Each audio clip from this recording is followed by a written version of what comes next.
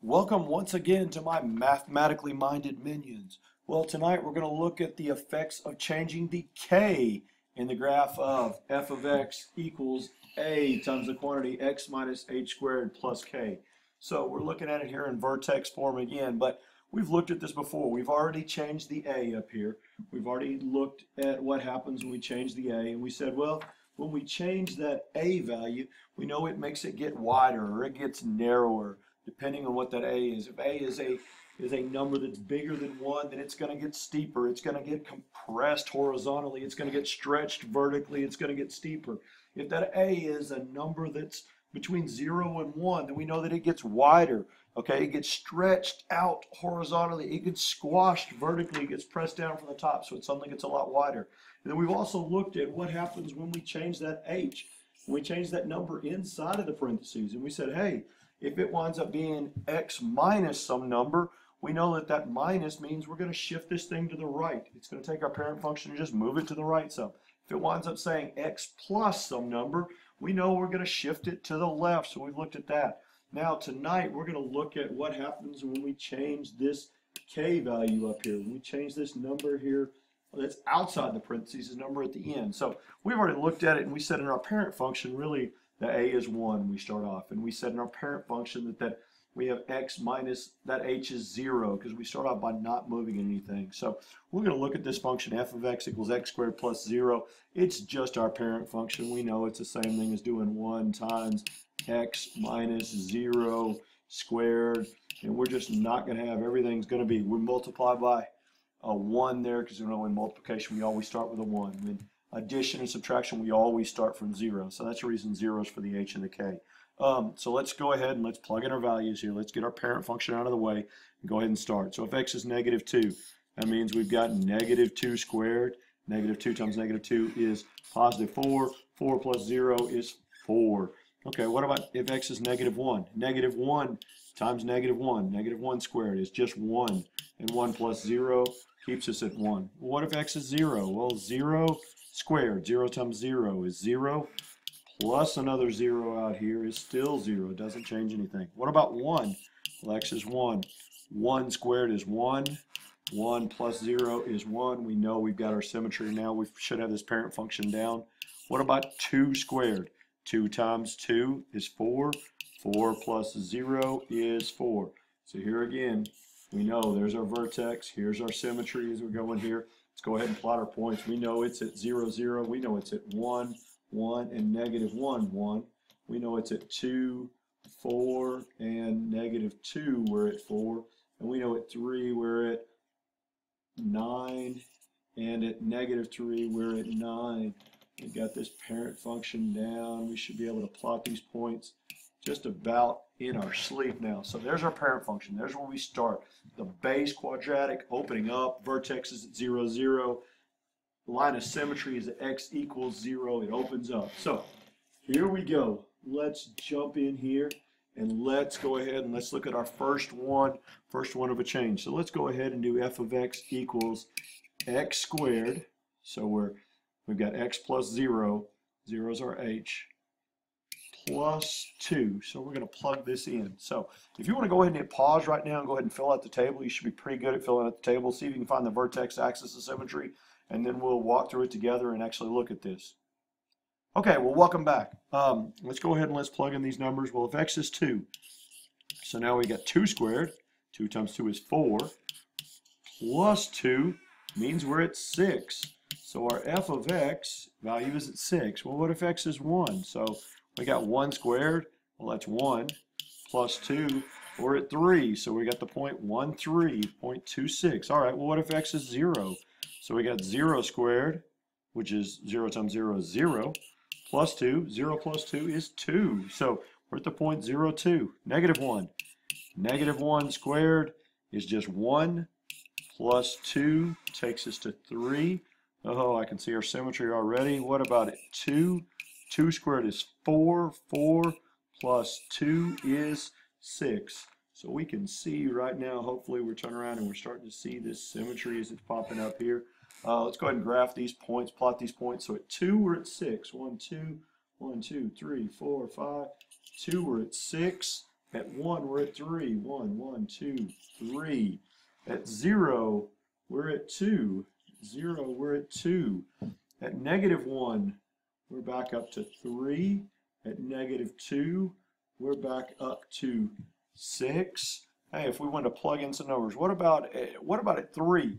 If we plugged in a 3 here for x, 3 squared would be 9. 9 plus 2 is 11. So let's look at that one at 3. 1, 2, 3, 4, 5, 6, 7, 8, 9, 10, 11. We'd be at here. So I guess at -3, we'd be up here at 11 as well. So looking at this one, here comes our graph from this. Sorry guys, don't know what happened there. Suddenly lost our graph there for a second. So, but looks like we've got it. So let's go ahead and we look at plotting these points.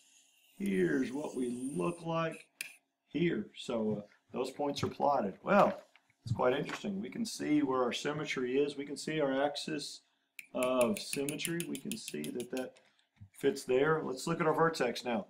Normally our vertex is at 0, 0, but now suddenly this vertex has bumped up to. So our vertex isn't at 0, 0 now. Our vertex is at the point 0, 2. Well, axis of symmetry, it's still at x equals 0. Hadn't changed from the parent function. What's our direction? Our direction is it opens up, so we've got a minimum. So looking at this, quite interesting. It hasn't got any wider. We know that. It hasn't been compressed any, hasn't been stretched any horizontally. It hasn't been moved left or right because we know the h changes. I guess the hypothesis right now is that number on the outside looks like it moves it up. It's just shifted this thing vertically. It's translated it up 2 spaces. So let's go ahead and let's take a look at another one and let's see that if this really holds true in this situation. Okay, so we're going to look at another one here, and let's go ahead and let's see, hey, let's go with something like x squared minus 3. So our a value is staying 1. Our h value, notice our h value would be 0. Those of you that are kind of confused, what I'm saying here is we're just saying, well, really, if we wanted to write this in another way, h squared minus 3. So notice our a value is 1, our h is 0. We've changed our k to a -3. So now it's a negative number. So let's go ahead and hit pause on this. You go ahead and fill in the table. Come back and see me in a couple of minutes. And let's explore this one together and see if our hypothesis holds true. All right, so welcome back. Hopefully you got this thing plugged in. Let me go ahead and do the quick math for us. If x is 2, so now we've got 2 squared. Well, 2 squared is 4. 4 minus 3 is 1. Okay, well, what if x is 1? So we've got 1 squared, which is 1. 1 minus 3, well, that's at -2.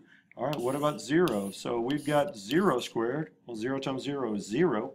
Minus 3, 0 minus 3 is -3. All right, -1. So -1 squared, well, that's just 1. 1 minus 3, well, we're back to -2 again. -2. -2 squared is 4. And 4 minus 3, well, we're back to 1. So we can see where our symmetry is popped here. Let's go ahead and plot these points and see what happens. So at 2, 1, at 2, we're at 1, okay? At 1, we're at -2, so we're down here. At 0, when x is 0, we're at -3. 1, 2, 3. At -1, we're back up to -2.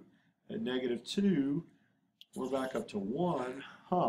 So let's plug in 3. What happens at 3? Well, 3 squared would be 9. 9 minus 3 would be at 6. So at 3, we would be at 1, 2, 3, 4, 5, 6. What about 4? 4 squared would be 16. 16 minus 3 would be at 13. Let's see if we've got a big enough graph for that. 4, 1, 2, 3, 4, 5, 6, 7, 8, 9, 10, 11, 12, 13. Oh, we do. Well, since we've got symmetry, we can go right here. Since we know our axis of symmetry hasn't changed, this spot right here was 3 to the right. So 1, 2, I should have one that's 3 to the left. And this one up here should be right there. So let's look at this graph. Man, oops. Quit grabbing the screen here. Let's just work on plotting these points. All right, so we look at this one. Well, same shape. Didn't get any wider, didn't get narrower. It kind of starts to look like at the beginning, but I guess that's what happens when we shift it down. So looks like that our hypothesis holds true. That K value on the outside looks like it simply translates our graph up and down. So let's go ahead and do a brief summary here and kind of wrap this thing up. So, if we look at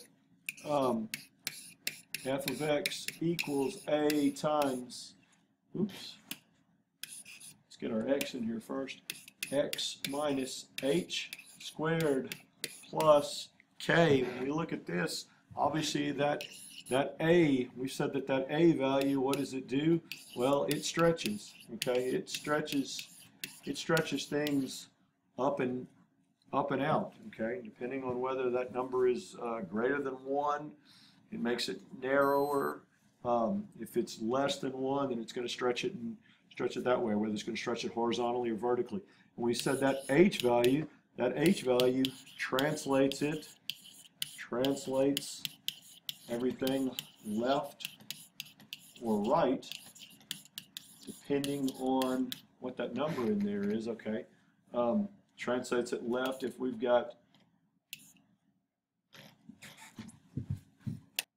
sorry guys, looks like the gremlins have got control of this thing tonight, so let's jump back in there. Translates it left, so if we're looking at something, it's going left if we have something like an x plus an h. If we have an x plus an h, it's going to the left, and it's translating it to the right if we have an x minus h. So x minus h is going to do that. And then when we look at that k, it translates up or down.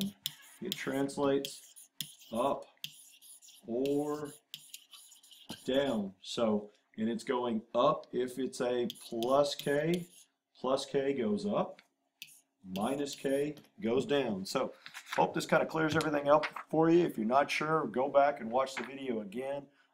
Hit pause, kind of take you some good notes, write some good questions, and we'll come back in class and practice a lot of these. So see you tomorrow.